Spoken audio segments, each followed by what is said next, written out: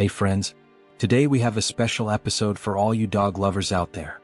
We've already talked about ancient and mystical breeds. But how about some super cute, yet equally ancient pups? Meet the Corgi, or more specifically the Welsh Corgi, a breed of herding dogs from Wales. As always, let's start with some history. The roots of the Welsh Corgi breed go back centuries. During excavations at an 8th to 9th century settlement in South Wales, archaeologists found small dog bones among other artifacts. They looked incredibly similar to the skeleton of a modern corgi. The first written mentions of the breed can be found in the laws of the Welsh king, Hywel the Good, who ruled those lands back in the 10th century. According to his laws, if someone killed a working corgi that herded cattle, the owner had the right to demand an entire ox from the culprit as compensation for damages. Interestingly, for a dog of any other breed, even if it belonged to the king himself, no one would give more than a ram. So why were corgis valued so highly? The thing is, corgis herded flocks without any human help. They guided the herd on their own and fearlessly protected it from wolves and bandits. Basically, they did their own job and their master's job all at once.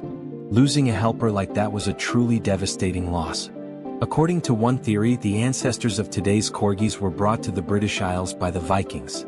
It's possible they were Lundhuns, which share a resemblance not just in size, but also in a unique ear structure that keeps sand and moisture from getting deep inside the ear canal.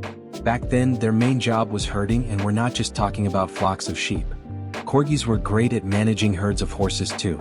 And when Wales experienced a boom in poultry farming, mostly geese and ducks, you honestly couldn't find a better helper to escort these pretty stubborn birds to city markets. A few dogs working as a well-organized team could drive huge flocks of birds to their destination with almost zero losses. What was also important is that these dogs did their job without barking, so they didn't stress the birds out unnecessarily. As for the meaning of the word Welsh in the breed's name, that's pretty straightforward. But the word corgi can be translated in a few different ways. Some believe it comes from the Welsh words seor, to watch over or gather, plus gi, dog. Others interpret corgi to mean a crossbreed or a fierce dog. A third group translates seor as dwarf or gnome. The breed made its official show debut in England back in 1925. But corgis became insanely popular because they're the favorites of the British royal family. Way back in 1933, the Duke of York, who later became King George VI, gifted a little corgi puppy to his daughters. Since then, these wonderful dogs became permanent residents of Buckingham Palace and even attend official receptions. And Her Majesty Queen Elizabeth II is rightfully considered the world's biggest lover and expert on the breed. The corgi is the perfect dog for a big close-knit family. They feel great both in a city apartment and a country house. The main personality traits of these animals are cheerfulness, friendliness, and high energy. While they have almost zero aggression in their behavior, a corgi is a brave dog with a highly developed intellect. They are super active, love active games, and are very easy to train. The corgi's love for kids has literally become a legend. You can leave even a toddler with them without a single worry. A corgi will tolerate all of their antics. Like true herding dogs, corgis love and know how to work in a team. They aren't prone to dominance, but they will only listen to an owner who treats them with understanding and love. A hysterical, nervous, or short-tempered person can hardly count on a corgi's love and friendship. This dog is just too smart and won't be friends with a neurotic person. Caring for them is pretty simple. You don't need to bathe them often because their coat has great water-repellent properties and doesn't really trap dirt. Systematic grooming is only needed twice a year during their active shedding season. Their diet should be balanced. Keeping in mind the corgi's tendency to overeat, you need to control their food portions. The corgi's body structure also means you have to be careful with the type of physical exercise they get. To prevent spinal injuries, they shouldn't jump down to the ground from high places. Many breeders recommend keeping puppies from walking downstairs. A big dog in a small body. That's a description you hear most often from corgi owners. It's amazing how so much love, joy, sociability, and loyalty to humans can fit into such a small animal. And when it comes to intellect and intuition, a corgi can easily give a run for their money to many well-recognized working breeds among large service dogs. Their excellent personality, amazing acting skills, and charming looks have helped this breed win hearts all over the world. They are becoming more and more popular around here too. By the way, their herding history developed another characteristic trait in this breed: fearlessness. Since their ancestors weren't afraid to fight wolves, your pet will rush into battle without any hesitation or second thoughts, even against an opponent that is way bigger than them. Dogs of this wonderful breed have one interesting quirk: they love to touch their owner with their paw or nudge them with their nose.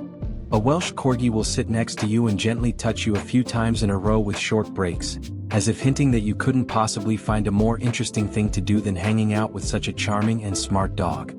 That being said, Corgis do have a couple of downsides. This dog's instincts demand that all living things around them be under control, organized, and moving only in the right direction.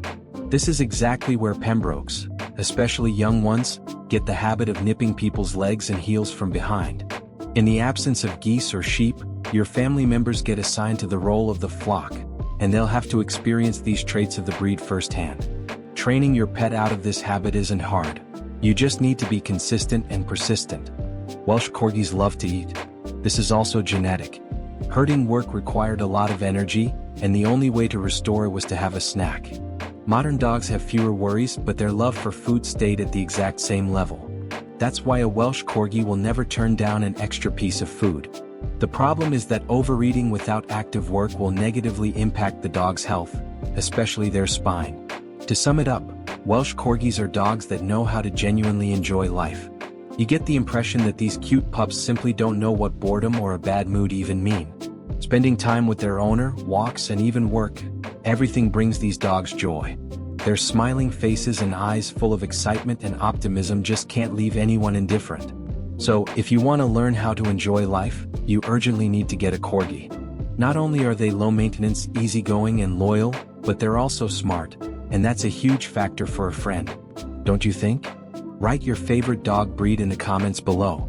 Thank you for watching this video.